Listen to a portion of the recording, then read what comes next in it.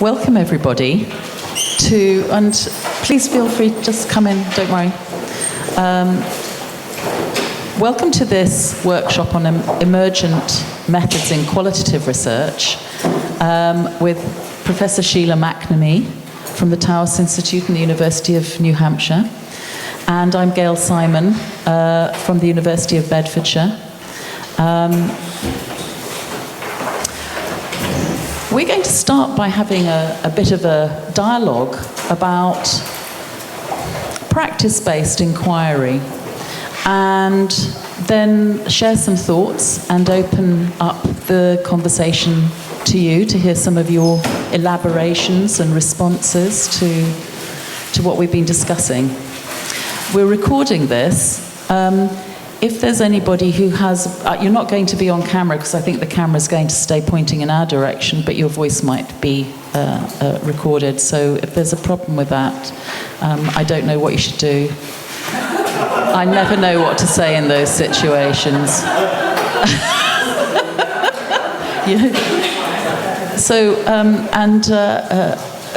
there's something about trying to be intimate and have useful conversation that really holding a microphone in one's hand and passing it to one's dialogical partner just feels counterintuitive, really, and detracts from any spontaneity and intimacy and so on. But we'll have a go. Oops. That's part of the act. The dropping glasses. That's perfectly timed. That means we're serious. No. That means we're serious. What's your class? Yeah. So, Sheila, when this notion of emergent research methods came about, I guess you've been thinking about this theme for a long time, but, well, can we start maybe by grounding this in some living practice? Have you got a story you could tell us? Lots. Here's the microphone then. Let me just, before I go to the story, say that for me it's a real commitment to not make a divide between practitioners and researchers. And I could tell lots of stories, personal stories, about why that's so important to me. But I think what we will probably be talking about today, what my idea is softening our idea a bit about what counts as research and what doesn't count as research. And I work with a lot of PhD students who, first and foremost, are practitioners.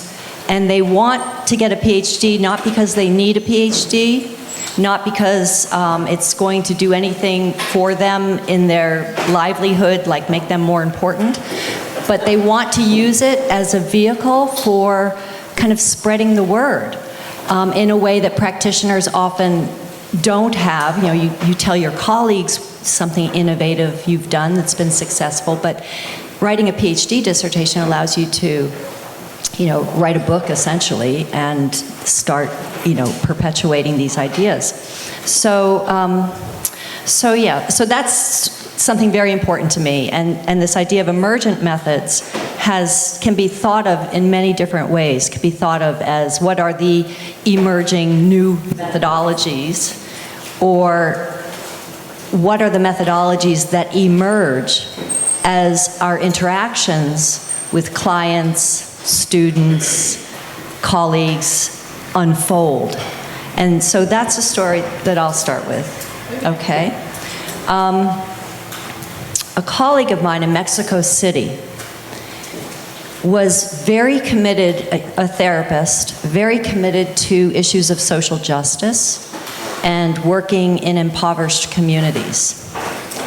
And he knew of one barrio, the impoverished community, the ghetto, as others might call it, where every week there was a funeral of a young person who had been killed by another young person in that community because there were competing gangs.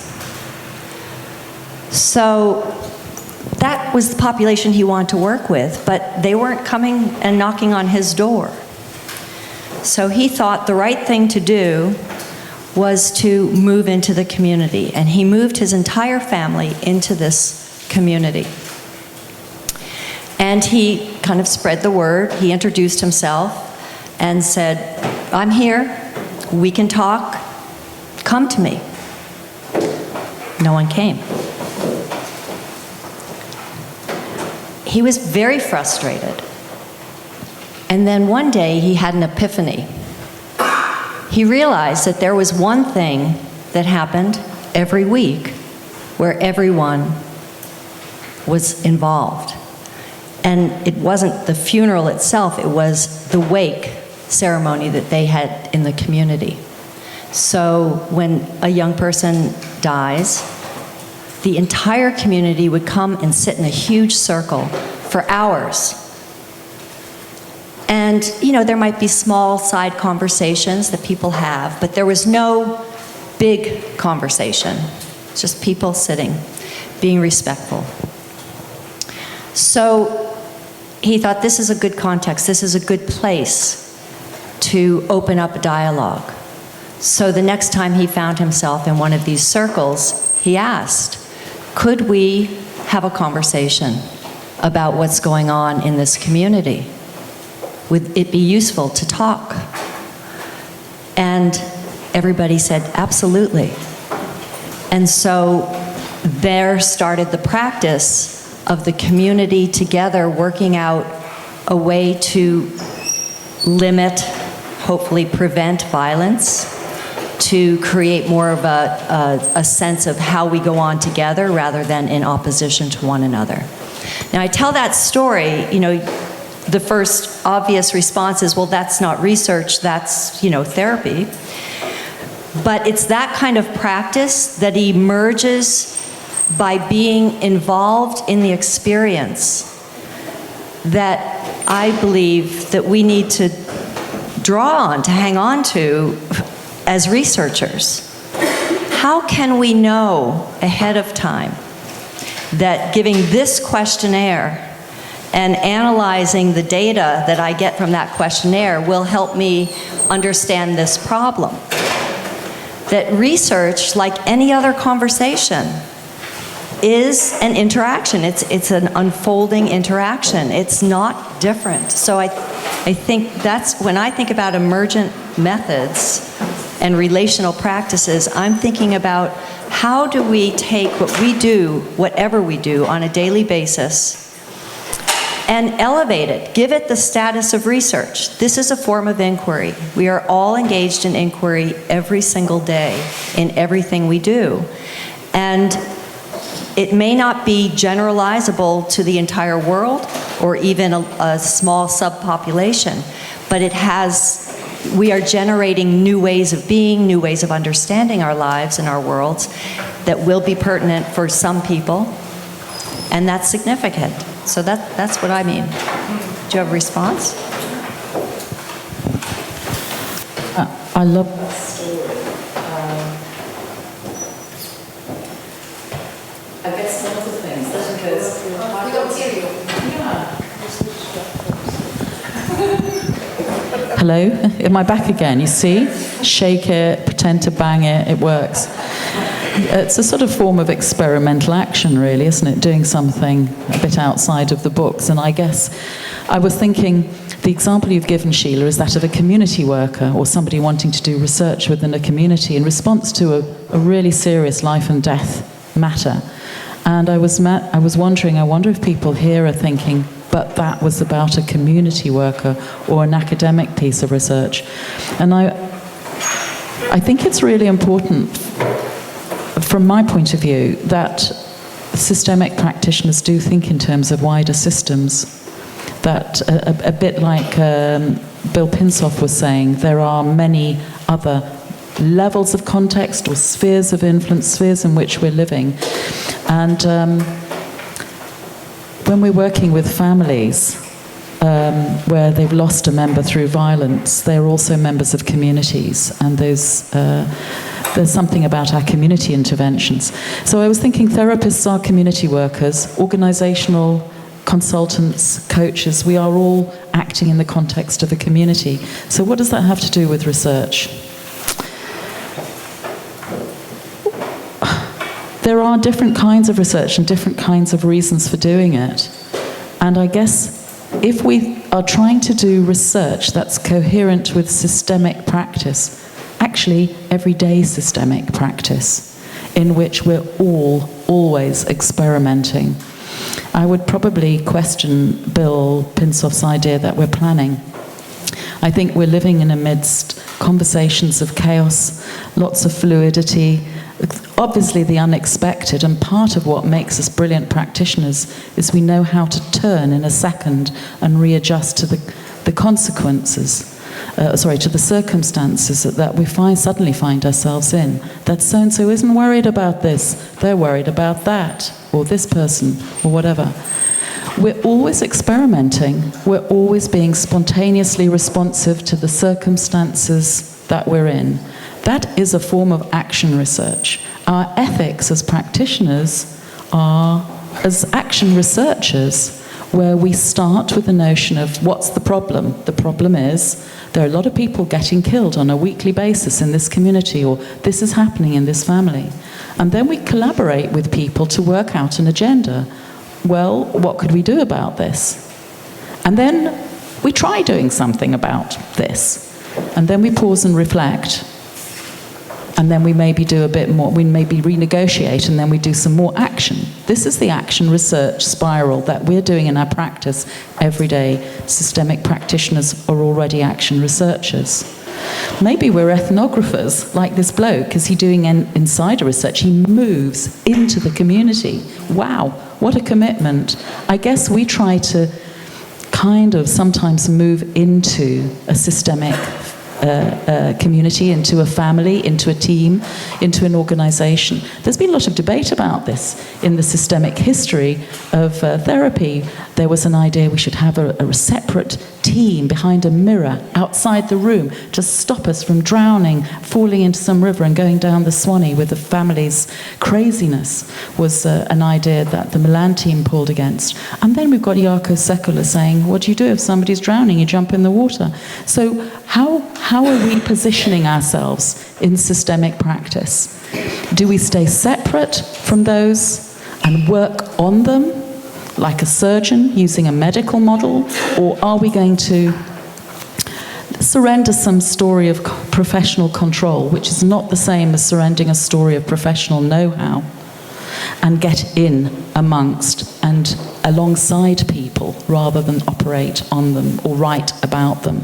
So I immediately see an ethnography, I see action research, I see creating the context for a collaborative inquiry, which is what we do in everyday practice. How can we together talk about this subject? That's what we do.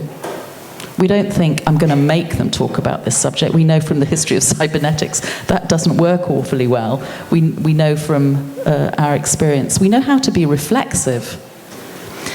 In the field of qualitative research, there's a huge amount of emphasis put on researcher reflexivity. Funnily enough, this is my opinion, the qualitative research field don't know a quarter as much about reflexivity as we do in this field.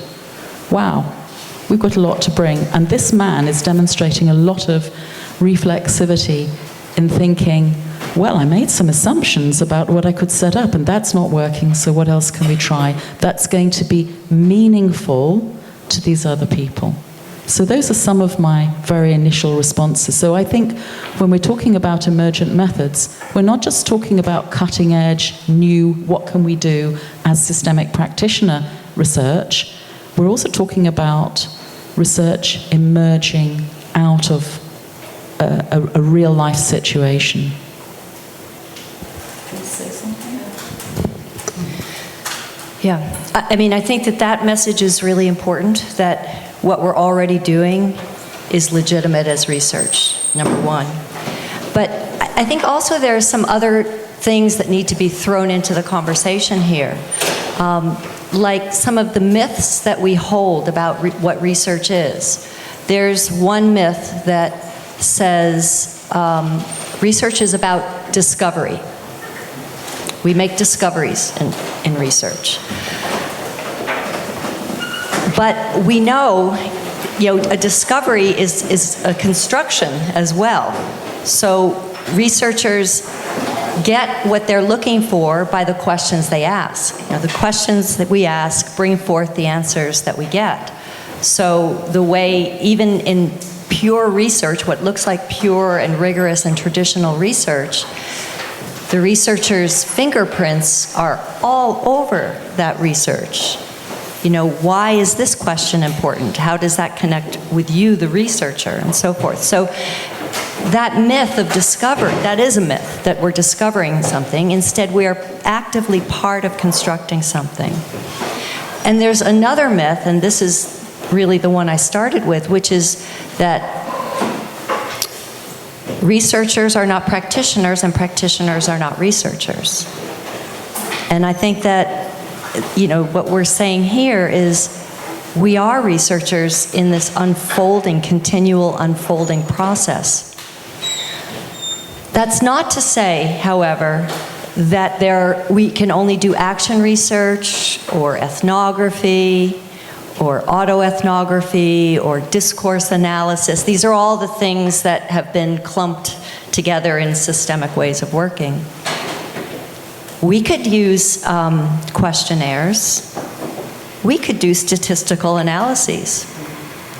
The issue is, how do we make sense of the questionnaires? How do we make sense of the statistical analyses? It's not the case that numbers tell the truth. Numbers is another language. It's another discursive practice. So I don't like to draw lines and say this is bad and this is good, because it's always contextual. So if you are and I think this is something that we all face, you might be working in a context that demands a certain kind of research. So how can you be true to that context and do what you're required and expected to do, but also not sacrifice the assumptions we make as systemic practitioners in realizing that we are constructing something with others? And is it useful? Is it ethical? Is this just? Is it creating something for the future?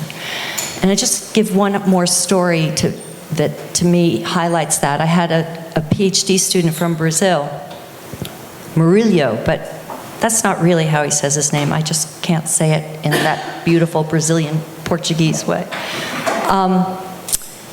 He was curious about how healthcare professionals deal with LGBT people. Because in his experience, if someone who's trans, let's say, goes to a physician and says they have a certain kind of medical problem, they almost always got referred to a psychologist or a psychiatrist instead of seeing the problem as a medical problem. So he decided he wanted to create dialogue spaces and have dialogues with mixed healthcare professionals. But he was very aware and concerned of these very busy people, and not as a researcher demanding so much of their time. So he put a nice little letter in everybody's mailbox. This is what my project is. Please give me a call if you'd be willing to participate in some dialogues. It would take this much time, et cetera, et cetera. And so people responded, and he got a good group of people. His next step was to sit down one-on-one with each person to just kind of get to know them, to create a kind of trusting relationship, to find out what their thoughts were about this topic, to give them a sense of what they could expect from these dialogues, just to kind of prepare people instead of just bringing a mass of people together in a room and boom, starting the dialogue. On the day of the dialogue, he was so excited. He prepared the room, he had some food, He had summarized what he took away from his one-on-one interviews, and he had it at each place for everyone, a summary, and he was very excited. Everybody shows up, and at the last minute, a nurse says, "Oh, can I join?" And he says, "Of course. Come in, sit down." And he starts the meeting by thanking everyone for taking the time to have these one-on-one conversations with him, as well as taking the time to come to this dialogue today. And then he starts sharing the summary of those one-on-one conversations. And all of a sudden, this nurse who had just joined in stood up, walked out, slammed the door. Okay. He was really shattered by this, but he carried on. And as soon as the dialogue was over, he sent me an email. And he said, "My research is ruined. It's a disaster. I made a huge mistake. It's terrible. The worst thing happened." And he described what happened with this nurse walking out. And I said, "Well, did you talk to her? Did you go find her and ask her what the problem was?" And he said, "No. Well, I didn't think I should do that." And I said, "Well, it seems like a good idea to just ask what was going on." So he said, "Okay, I'll give it a try." And he did. And of course, she said she had no idea that this had been going on, and she felt really marginalized, which is interesting because his research was about the marginalization of the LGBT community in the medical context. She said, I felt marginalized. You had talked with all these other people in the room. We hadn't talked, and I thought, you invited me in to humiliate me or something. And he said, "Oh, no." And he gave his excuse, or a justification. So anyway, that he had a very carefully planned research project that was interrupted, just like life is interrupted all the time. Conversations are interrupted, and they take a different course. And it was really interesting to me that he didn't immediately think to go with that interruption and to explore it, because he had this very he had this set idea of what research was. This was my plan, and I have to carry on with my plan, even though he did deviate from it by letting her participate, but I think he just wanted more participants. Anyway, so that's sort of, this he would have done differently in his practice as a therapist. But once he stepped into this research, he was kind of stymied. Thank you for another really rich story, Sheila. And it makes me think about when I run a professional doctorate in systemic practice at the University of Bedfordshire, and these really skilled and experienced practitioners come along to do this program, and then something happens. The power of the voice of the academy somehow pulls the rug out from under their feet, and they feel they've got to go and learn a foreign language, and all their previous knowing is unsettled, and they're not sure of its value. And so, funnily enough, a lot of the first year and into the second year is trying to strengthen people's relational know-how and their confidence in what they already bring, what they've been learning sometimes for decades and practicing on it. And I think there's something about doing practice research that allows people to become more conscious about what it is they are doing, to really honour the depth of knowledge and skill they already carry. But I could also imagine thinking about this doing proper research, with proper in parentheses, doing research properly? This is part of a discourse that we're being pushed into in practice as well. We have to make a decision about whether we're performing practice and therefore research, which is method-led, a formula, a culture that has very particular rituals attached to it and a particular value promoted to it, or whether we're going to do research and practice, therapeutic practice, consultancy practice, that is ethics-led, where the ethics isn't an add-on. It isn't something you do with a headache and a lot of misery filling out the forms to get research ethics approval. It's a way of life. Everything we do is ethics-led. We are specialists in relational know-how and relational ethics. And in that sense, if we're being ethics-led, that challenges that notion of what counts as proper. And this man from, did you say Brazil? He was acting on a relational ethic. When somebody said, "Can I come to this?" He was acting out of an appropriate cultural context. He wanted to be inclusive. And in some situations, we're faced with that in therapy. Can I bring my friend, says a young person? Can I bring my next door neighbor? And then we have a lot of, it's not polyphonic actually, it's usually, I think, more cacophonic, inner dialogue about what's allowed and what my supervisor would say if they knew I was saying yes to someone's neighbor coming along.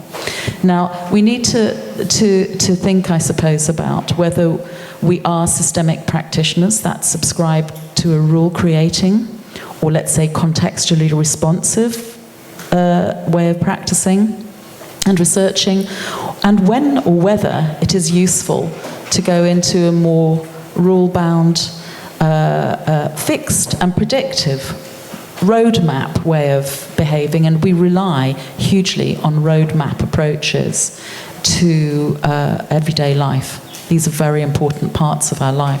We rely on others having, let's call it a first order or modernist set of knowledge that they know how to apply. Of course, even surgeons are hugely contextually responsive and using a lot of reflexivity.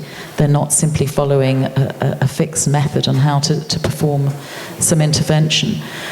But we are interventionists.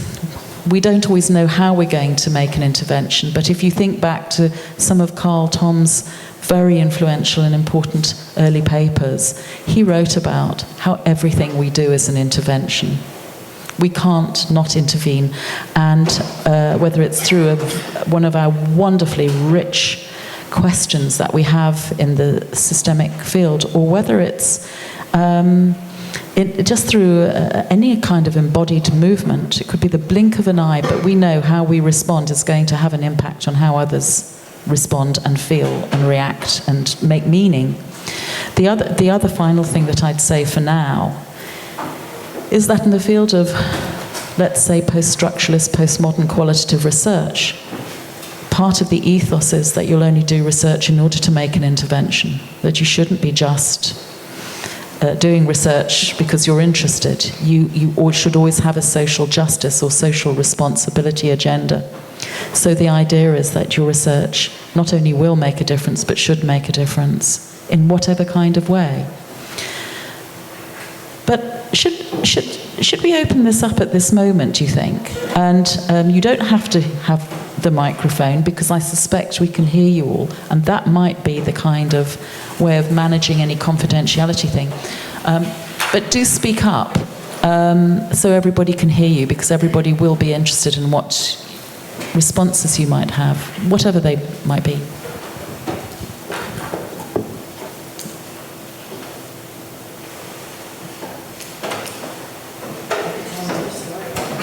What about if you just talk to I know some people hate doing this. I always cringe when people talk to the person next to you and you think, oh, do I really have the energy? But, see what happens.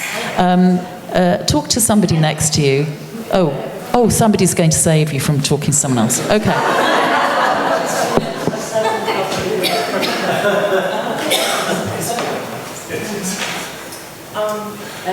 Sheila, I liked your idea about... Stand up maybe when you speak, do you mind?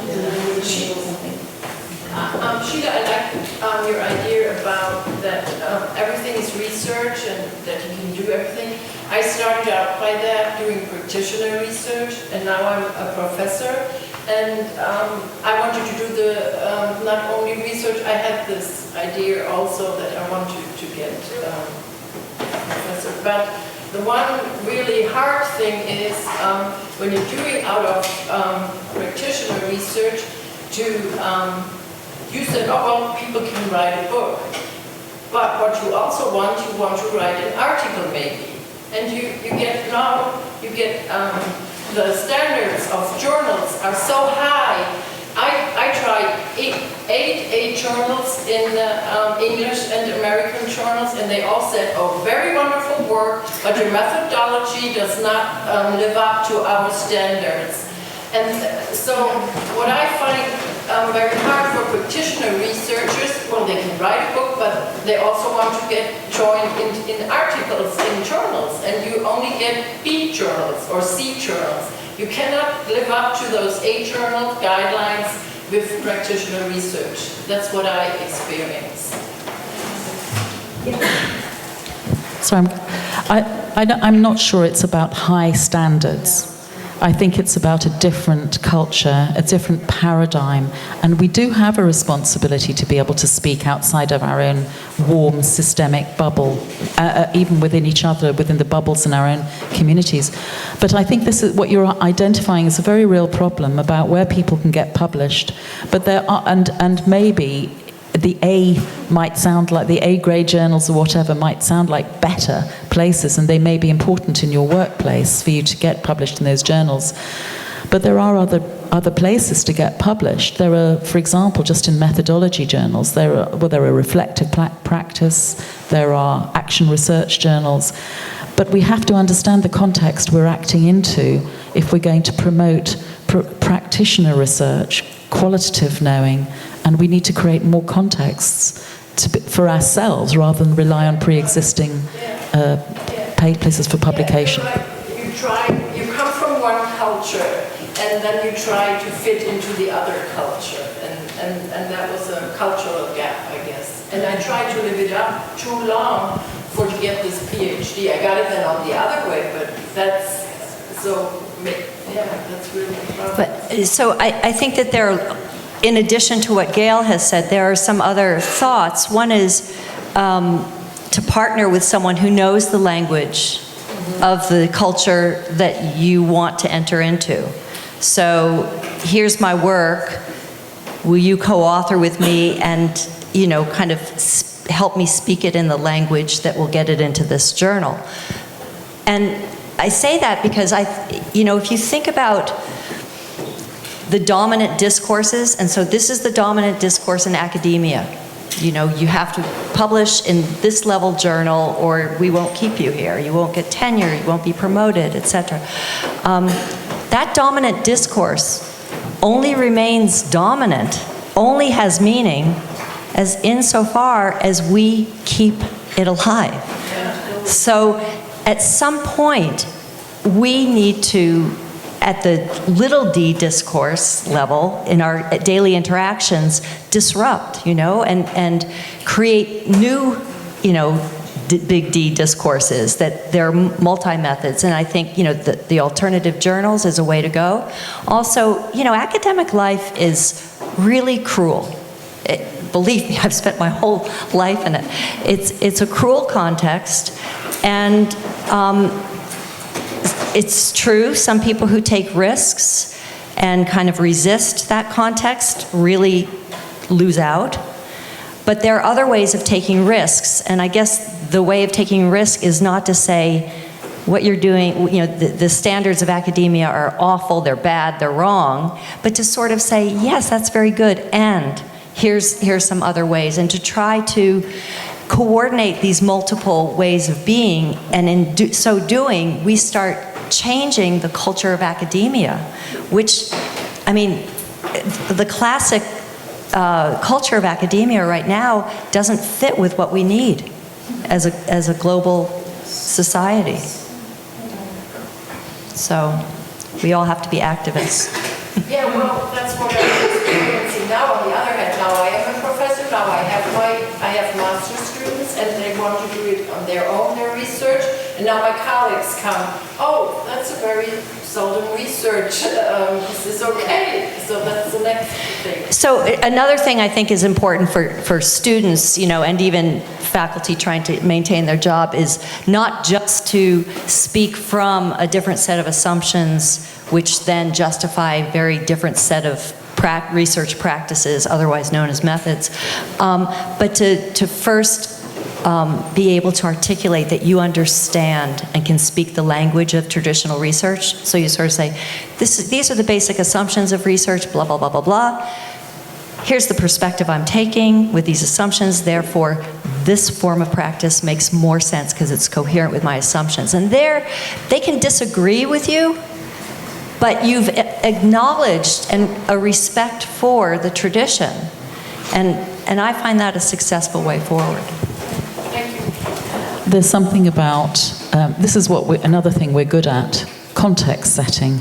Setting a context, explaining what's going to happen, why we're acting the way, suddenly pausing mid-question or sentence and saying to people, I'm going to ask a question. The reason I'm saying this is because we're always acting out of a relational ethics and attention to communication, and we need to remember how good we are at those things and take them into our academic writing, our communication with colleagues.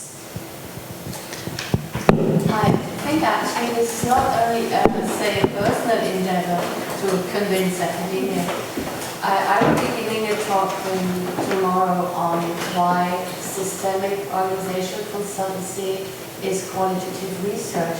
And the reasoning I try to put over is that in qualitative research, there are now standards for the validity of qualitative research, standards that comply very well with systemically based interactive consultancy. And so there is there is a niche, or there is an academic practice already. You can join, you can link to that. It's not very difficult.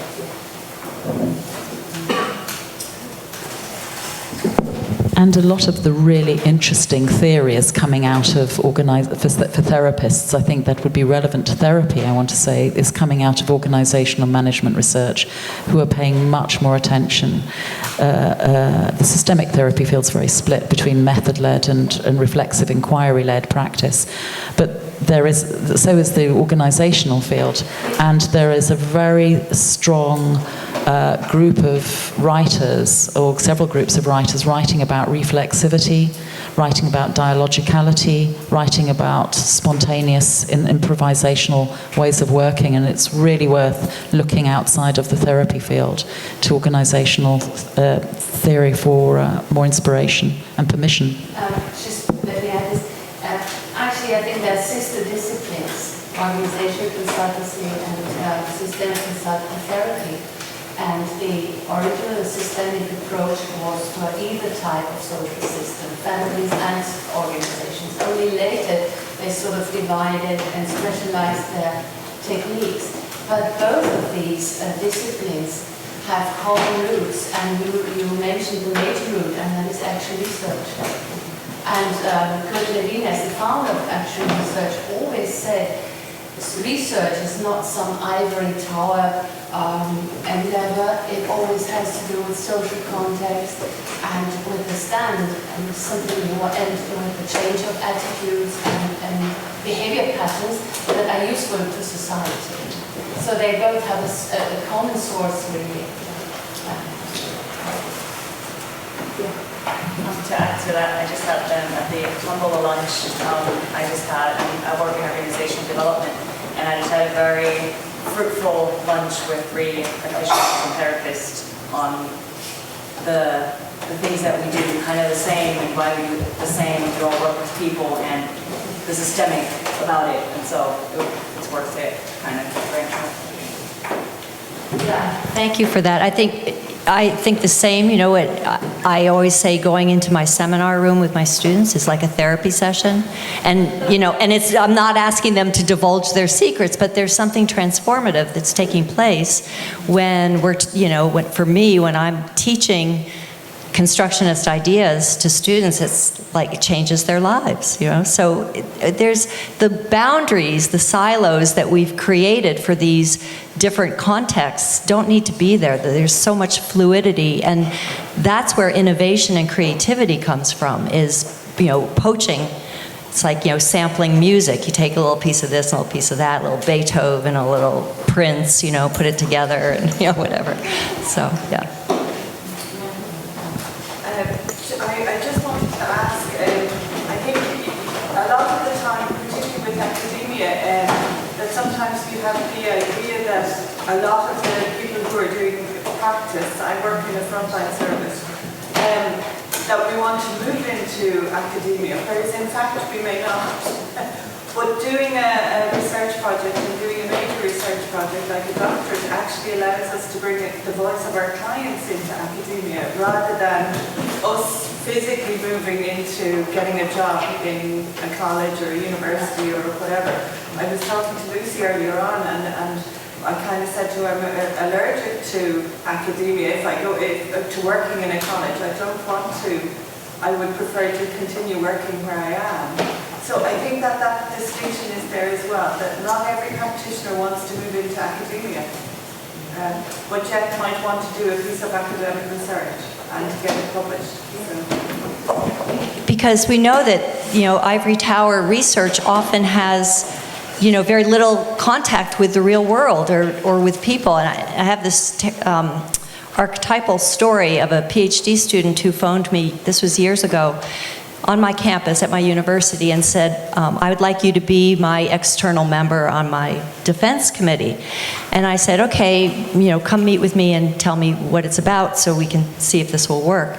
So she came and she told me about her research. She wanted to use attachment theory, but not to study mother-child attachments. And, you know, attachment theory, you know, if it's a good attachment, the child will be competent, successful, etc. She was interested in best friends attachments in high school. And I said, where's that come from?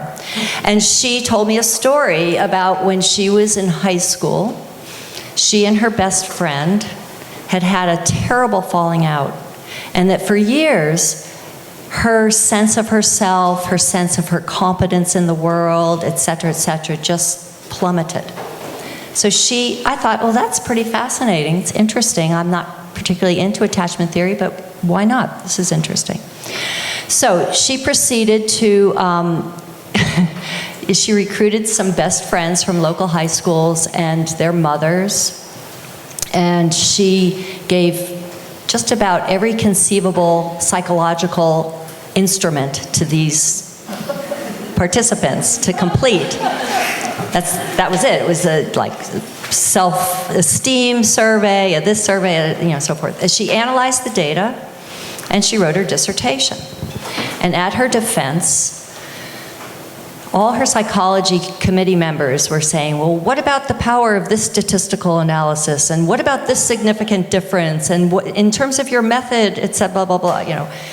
And unfortunately for her, when it came to me, I said, okay, the principal of the local high school has heard of your research, and he's contacted you because so many kids are skipping school repeatedly. It's like the plague. And he found out that it was because there were kind of warring factions among people who used to be close friends. He's heard about your research, and he'd like you to come help. What would you say? Without blinking an eye, she said, I wouldn't do it. I'm a researcher, not a consultant. So, you know, it's that sort of, you know, if you're, what was her research for then? Her research was so she could get a PhD, so she could get a publication, so she could get a faculty position, so she could be promoted. You know, it was a self-serving, and unfortunately that is what happens in the academy. So I think having practitioners doing research, not because they want to get into the academy, but because that voice needs to be there. I mean, academics should be developing ideas that turn back onto our world and help it. So that story to me is just a very sad story.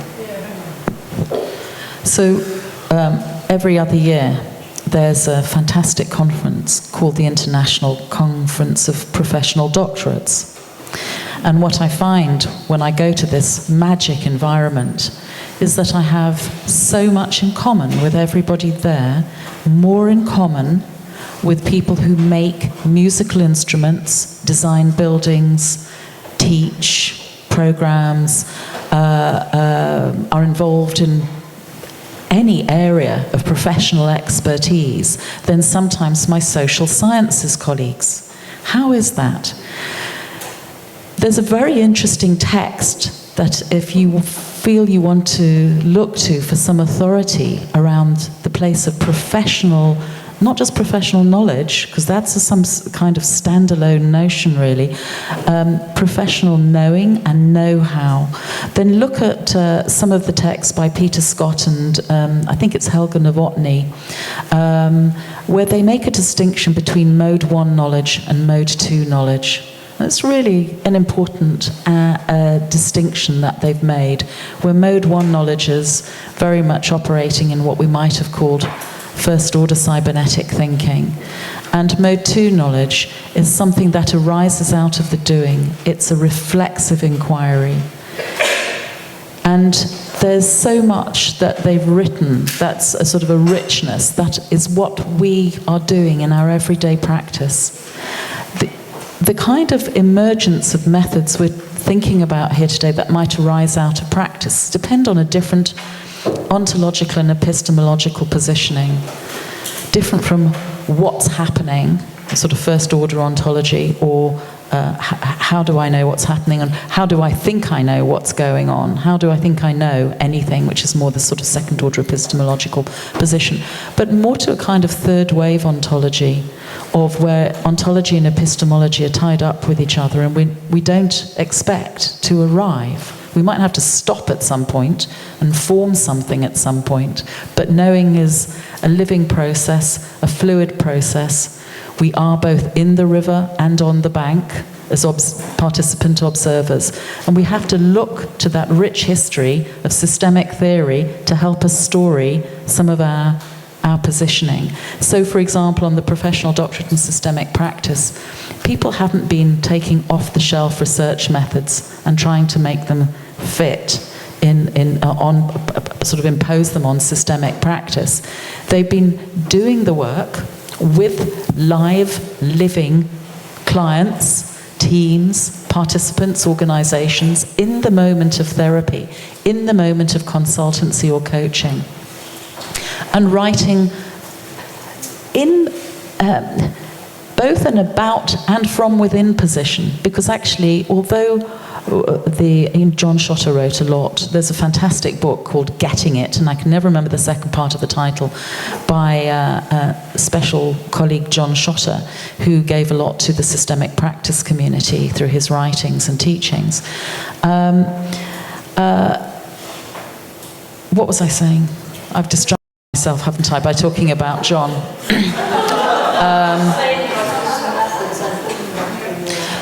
Thank you. So the idea is that we don't just use an off-the-shelf fixed predictive method. This is what I'm going to do. This is how and where and when I'm going to do it.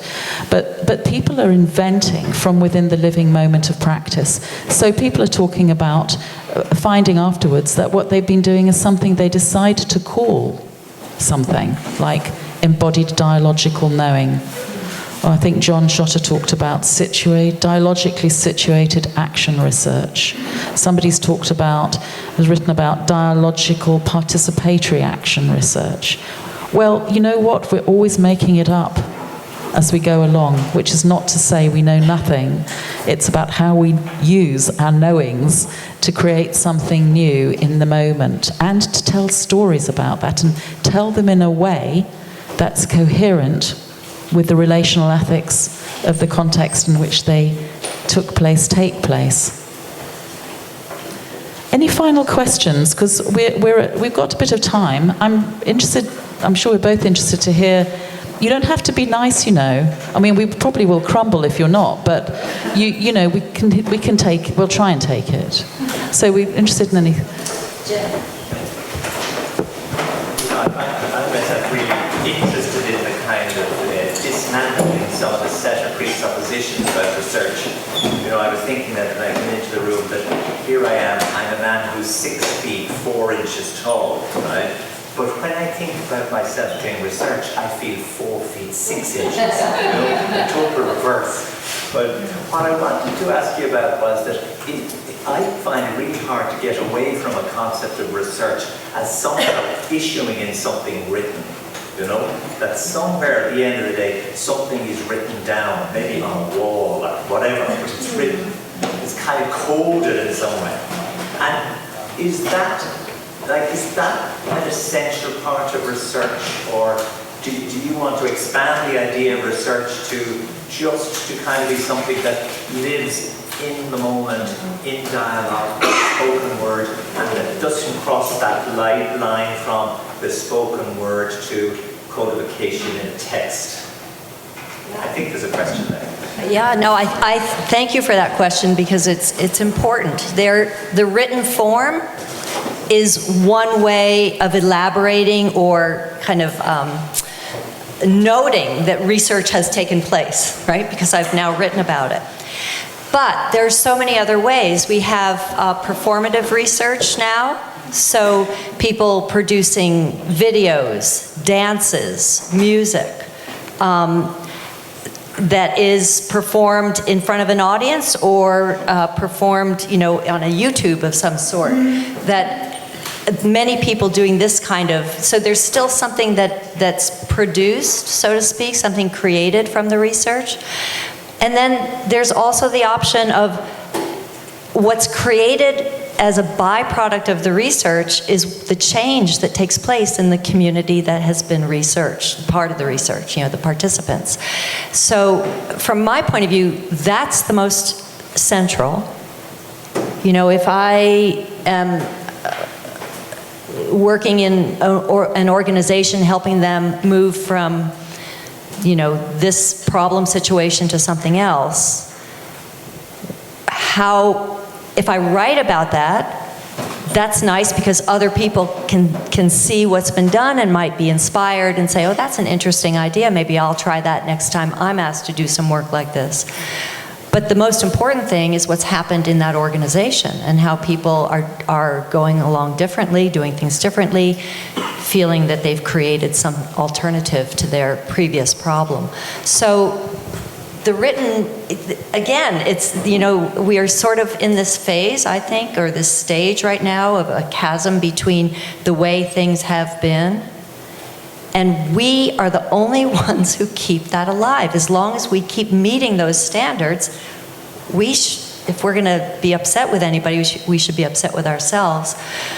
Not to say it's easy, so I think there needs to be some kind of bridging, you know. You might, if your context is a very strict academic context, or the expectation is research is going to be like that, then you might use some traditional methods, but, you know, write about it with a social sensibility and kind of an ethic that it's got to be important for the participants, okay? But still, so there are ways of like doing a both and then eventually, and as we've seen, if you look, you know, 20 years ago, there weren't as many people being able to publish or do the kind of research that we're here talking about now. So already we have to recognize there's been significant change and transformation. And I'll just give one other example. I remember, and I told him this, the first time I ever heard Jaakko Seikkala speak was in the 90s sometime. And I just was like, I thought, this is such great work. Why does he have to show all those statistical analyses and the this and the that? And many years later, I sort of said, he's brilliant. Because he was operating in a medical context where that is the language that counts. And he used that language to introduce that community to some really radical ideas about dialogue. So it's that sort of, I think that those are the kinds of moves we need to make. If we just say, oh, traditional research is irrelevant, that's a huge mistake, and it's not irrelevant, so. So I'm trying to get back to what was your question again? Oh, I know what it was. It was to do with sharing and does it always have to end up in writing? I think there's an ethic to doing research. If we're going to do something, study something, we have to find a way of sharing and opening up what we've been doing, in a sense, for criticism. Now, that criticism might invite whether people feel resonance with something you're talking about. But in a sense, if you're doing research to doctoral level, as opposed to some other, maybe more informal collaborative inquiry in a community, it has to lend itself to some kind of, one, sharing, and two, scrutiny.